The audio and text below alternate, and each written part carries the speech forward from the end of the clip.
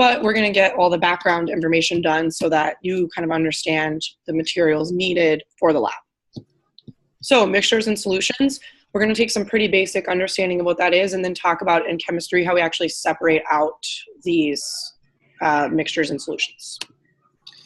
So we're going to first talk about our virtual session rules and expectations, some helpful information about the class, talking about the difference between a mixture and a solution, and describe and define the properties of solutions. So virtual session expectations, which I feel like most of us are already doing and probably remember from last semester, right? Your camera needs to be on. Do you need to have your face right in the middle of the camera? No, right? You can always tilt your computer slightly. I just want to be able to see part of you so that I know that you're actually there and that you did not just log in and then leave. Participate, right? Do the best you can. If you're not sure how to do something, ask a question, right? Take a guess. You could always put a question mark after what you say if you're not sure if it's right. That kind of goes into ask questions, right? This is your time to ask a question. Like, I'm here to go over this stuff with you. So if you're not understanding something, say, hey, can you say that again? Can you give another example? Can you repeat that? Whatever, right? Because I'm here to help you understand the content. And if we can't cover that question during this session, we might be able to do it in the next one. Be respectful, right? Of course, if somebody asks a question that you think is annoying, just keep it to yourself, right? All questions are going to be taken here. And take notes, right? I'm not going to do the note checks this semester that we did last semester, but I do still want to see notes, and your notes will be a way for you to be able to retake quizzes. So if you want to retake a quiz or do some test corrections for exams, I will want to see notes from that module, right? I don't know how you could be successful in this class if you're not taking notes. It's a lot of material. There's math, right? There's formulas. There's a lot of vocab. So you need to be writing down the important stuff. And definitely take notes on the virtual sessions, right? Because I'm already kind of outlining stuff for you. Things about the course. The lessons that are due on a Friday, right, are things that we will cover in a virtual session. So we may not cover the entire lesson depending on how long it is, but we'll cover the main parts of it.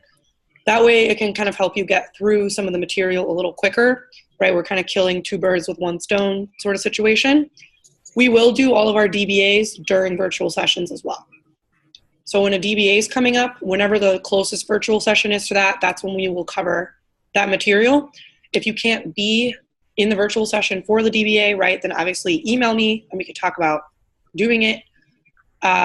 Hard math stuff will be covered in the virtual sessions. Of course, it's going to help if you've tried it on your own. If you haven't tried the math and I just start going into it, then you might be kind of going, oh, I don't know what's going on, right? Whereas if you've worked through it a little bit, you can ask questions. There is one collaboration project this semester. You do not have to collaborate. The class is pretty small. I would recommend trying to collaborate with someone. If you can't find a partner or you don't want to find a partner, then just do it by yourself. That's totally fine. It's going to be due May 18th. Now that's in a long time, right? I'm going to remind you guys frequently about it, but it will be due on May 18th and you only have to do one of the options. So what I'm talking about here is in Canvas,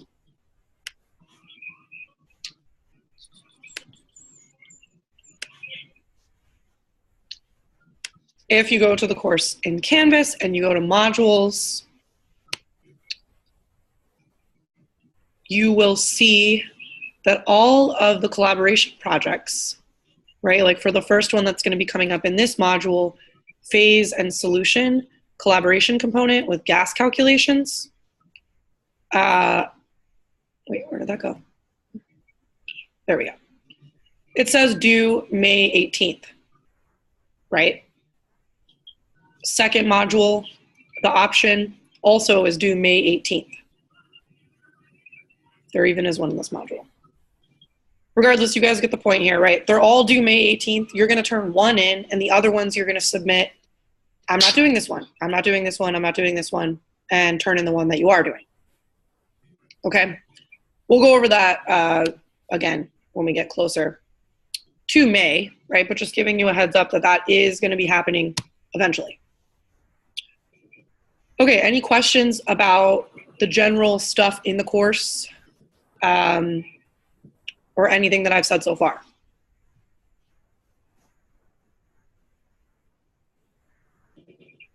Okay. I'll assume we're ready to move on then. So first thing we're going to talk about is a mixture versus a compound. I would write some version of this down, right? This chart comes straight from Canvas. It's pretty nice because it does a direct side-by-side comparison. So I'm going to give you guys about a minute and a half right now to write either this whole thing or key parts for your own information here, and then I'm going to talk about it.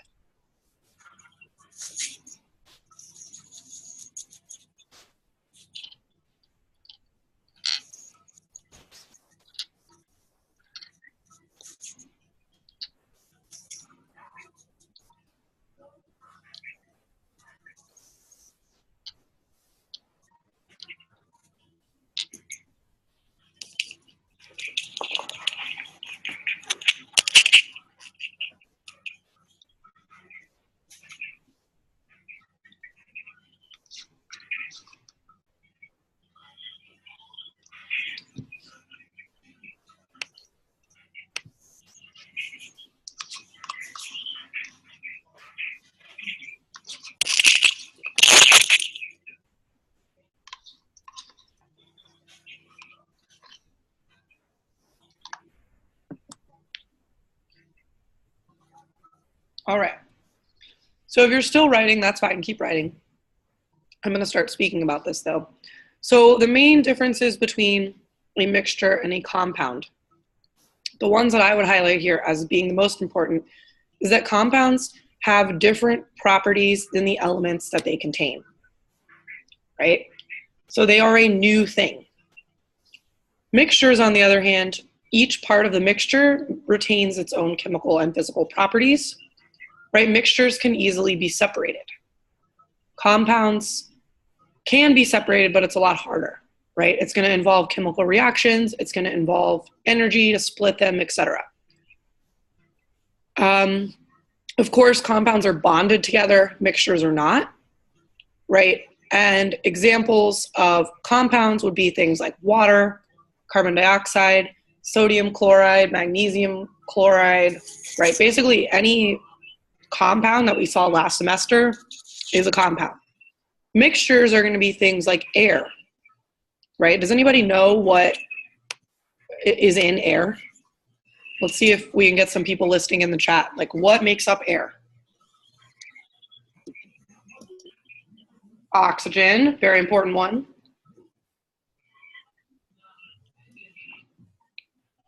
Any ideas about other substances in air? Nitrogen, thank you, Janie Mae. Think about what you breathe out, what plants like.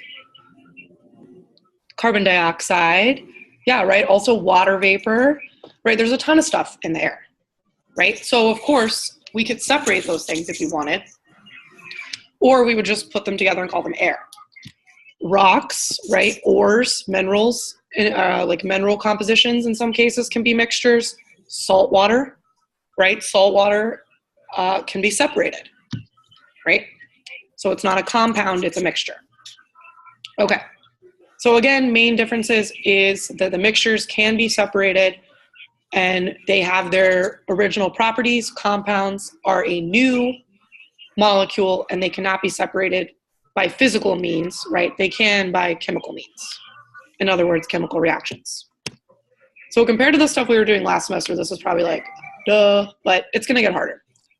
So we have two types of mixtures, right? We have our heterogeneous mixture and our homogeneous or homogeneous mixture. So of course, these words you will actually see used again in other situations, right? Hetero meaning different.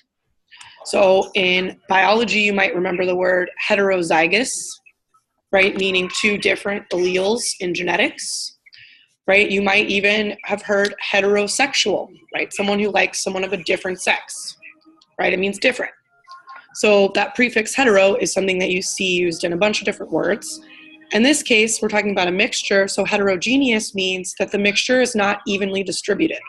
It's different in different parts of the mixture. So an example that's not really chemistry related would be soup, right? If you're eating like a big chili or soup and you grab a spoonful and then you give a spoonful to your sibling, right? You guys are not going to have the exact same distribution of beans and vegetables and broth and all that stuff. It's going to be slightly different, right? Granite, which we see in countertops a lot, has these slight differences in it, right? And that's kind of what makes it beautiful. It's not 100% evenly distributed. Homogeneous mixtures, right, meaning same, right, they are evenly distributed, and in this case, usually it's ions that have dissolved. Homogeneous mixtures are also known as solutions, right? So now we're kind of seeing here a mixture can be a solution, but it's not always a solution. So examples of solutions or homogeneous mixtures would be sugar dissolved in water, salt dissolved in water, right? Pretty much anything dissolved in water. But another example would be brass, right? So brass is this picture here that looks like metal. It's made out of melted copper and zinc. They're melted down, mixed together, and then solidified again, right? And they actually, basically, they do sort of dissolve into one thing. It's evenly distributed. You don't see pieces of copper and pieces of zinc in the brass. So what would you guys say is the differences or the relationship, really, I guess is a better word, between a mixture and a solution? What is the relationship between a mixture and a solution?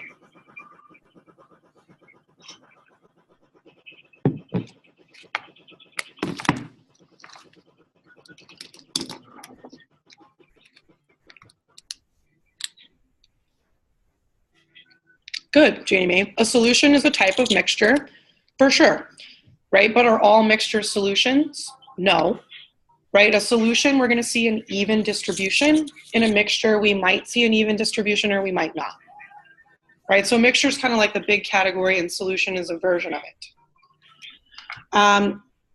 Again, not super high tech here, right? You could probably figure that out if you were given a combination of things. You could think, are they evenly distributed or not? So now we're going to get into the actual chemistry importance here, which is how do we separate mixtures? It's cool that we have them and they exist and we know about them, but how do we actually separate them? This is what a lot of chemistry is based around, actually, including any kind of like drug synthesis, right? Like if you're making aspirin or Tylenol or something like that, you actually do have to do some of these techniques in order to separate different mixtures, right, to end up getting the right mixture that you want. So this is something that is used in real chemistry, right? Some of these things sound really simple, but they are used. So the first one is filtration, which is when you use a filter, oh, that was a weird noise, to separate larger molecules from smaller molecules. So who can think or suggest an example of a time when maybe we would filter something? It could be chemistry oriented or like real life oriented, something that you do in your everyday life. When is a time that you use a filter?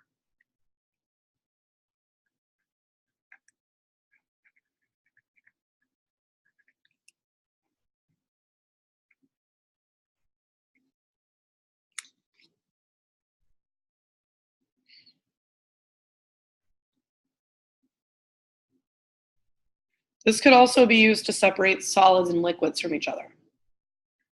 So when is a time that you might use a filter? Filtering water, for sure, right? In that case, you're taking out toxins or impurities in the water. They're staying in the filter and the water goes through. Making coffee, right? Same thing. The coffee's in the filter, the water filters through, the water brings some elements of the coffee through, right? The parts that can dissolve into a solution. Also draining pasta, right? If you've ever made pasta and you pour it into your strainer, that's filtering, right? It's the same concept here. Of course, we could go chemistry in there and talk about different molecules, etc. But usually filtering is used when we have some kind of big solids and we have smaller solids and liquids that could maybe pass through the filter.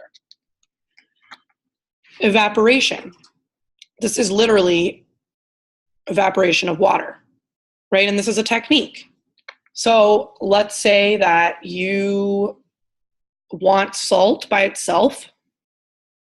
You could take salt water, you could leave it out for a few weeks, the water would evaporate and you'd be left with salt. Right now, would you have pure salt? Probably not. You might have sand and some other things that could have dissolved in the water as well. But for the most part, you would have salt, right? So you could do that with any liquid. All liquids will have an evaporation point.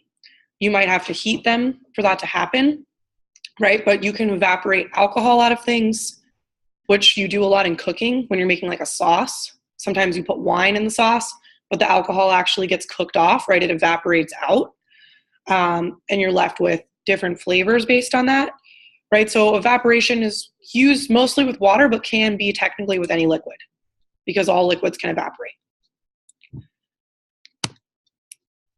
Then we get to the more complicated one, simple distillation, right? This is when we don't just let something evaporate off, we actually capture it.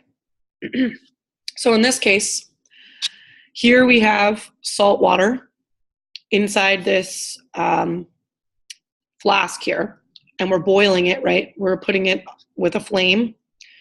And instead of just letting that water evaporate into the air and disappear, we're actually capturing it. It's going up into this tube as a gas. There's cold water running around this tube to cool the water, right? So the water is evaporating into a gas, it's getting cooled. And then as it's getting cooled, right, it starts condensing back into a liquid, and then it will actually drip into a flask.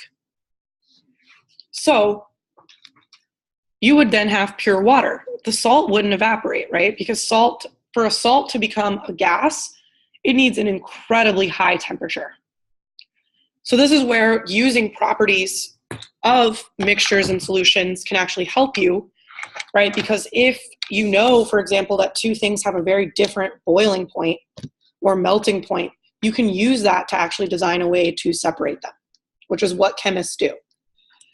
Right, so this is a fancy looking thing, but really it's not that complex. It's just boiling water and capturing it and letting it condense by adding a cooling technique, right, to basically cause the water to become a liquid again.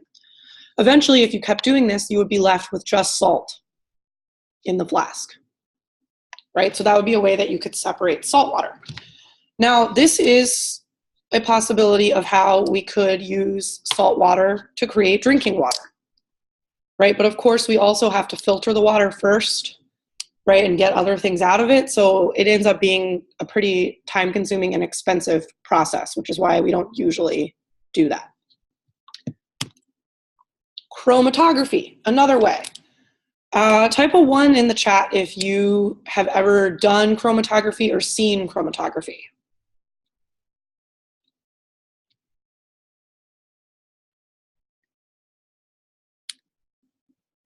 If you took my bio class, you saw it.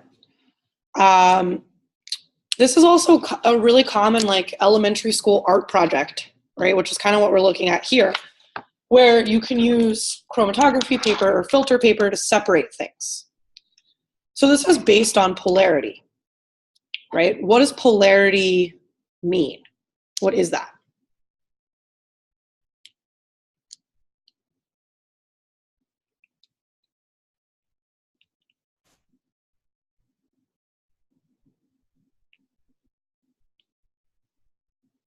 You can Google it.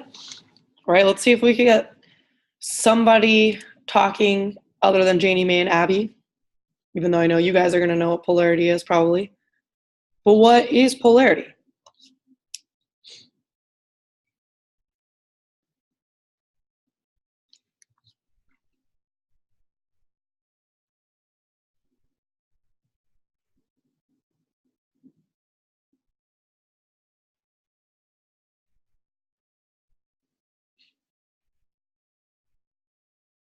Is it temperature? Hey, that's a great guess, right? Temperature sounds like a way that we could separate things. In this case, polarity means charge. Polar molecules are slightly charged, right? And we know charged things are attracted to other charged things, right? Positive charges are attracted to negative charges and vice versa. So polarity here is essentially separating by charge. And we do it using this filter paper. You can also use coffee paper, like coffee filter paper. But basically what this person did here in this picture is they took all these different marker colors, right? They have the colors written at the top. And they put a line on the bottom. I'm pointing, I realize you guys can't see. They put a line on the bottom of this paper of that color, right? And then they put it in either water or alcohol, something that will separate by polarity. And then the marker separates, right, to where we can actually see what colors make up the marker. So for example, this one here, which is like a dark, I think it's called ox blood. It looks like a really dark reddish brown color, right? When it separates, it looks pretty cool here. We have red, yellow, pink, gray, and some purplish black on the bottom. So then you can actually see the separation of the color. That's more like an art approach. In chemistry, we can do this with molecular things.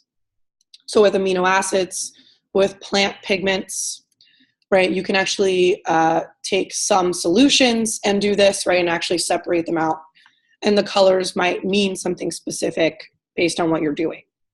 So this is like a really simple way to look at it, but it's the same concept, right, taking something and separating it by polarity. So in summary, a nice dichotomous key here, right? A yes or no kind of key to figure out sort of what these things are and the different vocab terms that we've used here. So matter, can it be separated by physical means? If not, then it's a pure substance. Jonathan, this is chemistry. So I would guess no, you missed biology. It was at 10. Recording will be up later. So if it's a pure substance, can it be separated by chemical means? If the answer is yes, then it's a compound, right? So like water, NaCl, something like that. If it can't be separated by chemical means, then it's an element. So hydrogen, oxygen, carbon. If it can be separated by physical means, it's a mixture. And then we determine a solution versus a heterogeneous mixture by if it's uniform, right? Is it uniform as a mixture, then it's a solution. If it's not, then it's a heterogeneous mixture. Or you could just call it a mixture for short. But that's a good kind of way to organize all these different terms and specifically kind of the difference and similarities between them.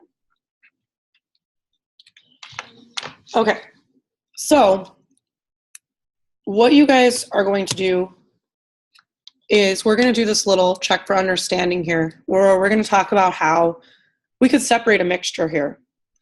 And then your exit assignment, right, is to actually do the paper chromatography lab in Canvas. There are two options. Again, that chromatography is going to be separating by polarity, right? So you're going to be sort of experiencing that for yourself. But first, before I send you off to do your lab, if we have a mixture of copper, alcohol, oil, salt, and water, how could we separate it? So this is a hard question. So let's spend about 3 minutes just kind of thinking and maybe writing on your own sort of what you think you might do.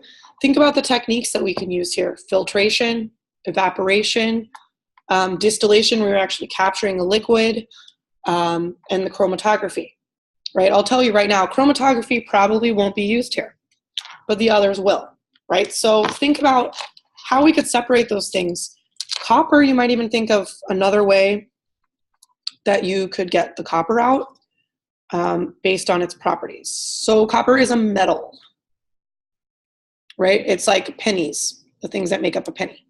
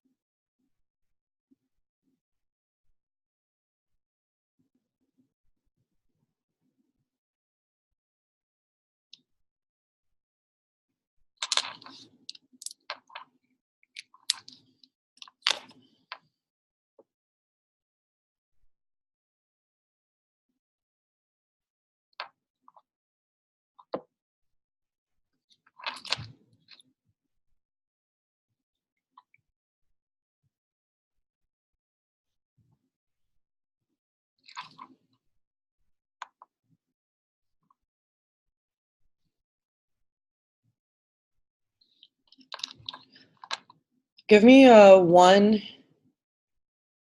Oh, great question, Jeannie Mae. We'll talk about that in a second. Give me a 1 in the chat if you think you kind of have an idea of maybe how we would do this and you're ready to discuss.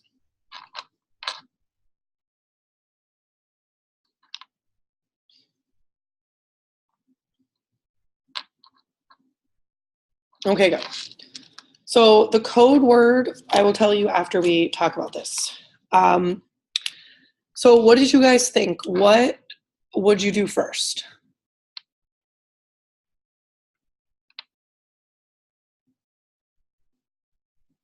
Filter. That's what I said, right? So copper is a solid, right? It's a metal.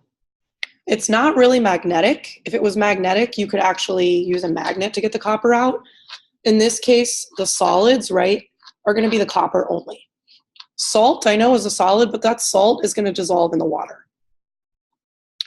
So basically, we're going to have an oil, salt, water, alcohol mixture, and then copper is going to be kind of floating around in there, so we could use a filter to get the copper out.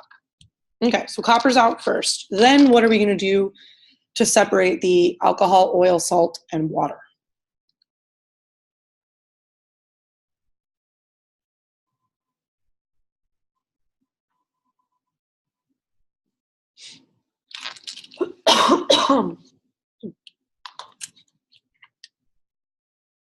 Distillation, good.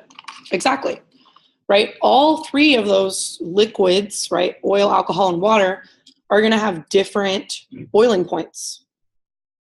Right? I think alcohol has the lowest boiling point. So if we kept the temperature around like 80 degrees, then the alcohol will start evaporating. We could condense it and capture it in another container. Then we would have oil, salt, and water. Same thing. We could bring the temperature up to get the oil to evaporate and condense and capture it. And then we could follow with the water. Right? So we would use the different temperatures of their boiling points in order to do that. And that's why on the picture that we looked at, we see a thermometer at the top, right? Because they are monitoring that temperature for that exact purpose. If it gets too high, we would take the heat away so that we're not having alcohol and oil evaporate at the same time, for example. Okay, and so then eventually if we kept doing that, right, then we would be left with the salt and we would have different containers for each of our compounds. So that's actually what real chemists do, right? And if you take chemistry in college and you take a chemistry lab, you will do a lab like this where you actually do the distillation and you capture those different compounds or elements based on whatever the instructions are, right? So just something to think about, that you can use those different boiling points to your advantage here to separate. Okay, great job, guys. The code word is going to be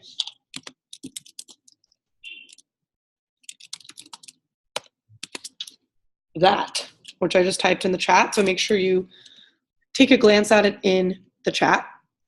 And when you turn in your lab, include the code word to be able to get 100% credit. If you did not attend the lesson live, right, you can still turn the lab in, obviously, and you can get up to a 90%. Okay, so make sure you write that code word down and you include it on your chromatography lab when you turn it in. If you're not ready to do it today, that's fine. Just when you turn it in, make sure you have that word written down. Okay, otherwise, next Friday we're going to be doing molarity. Right? You can preview the lesson if you'd like, if that's something that helps you, but we will go through notes on molarity next week. And thank you guys for attending today. And of course, send me an email. Let me know if you have any questions, and I will see you guys next Friday.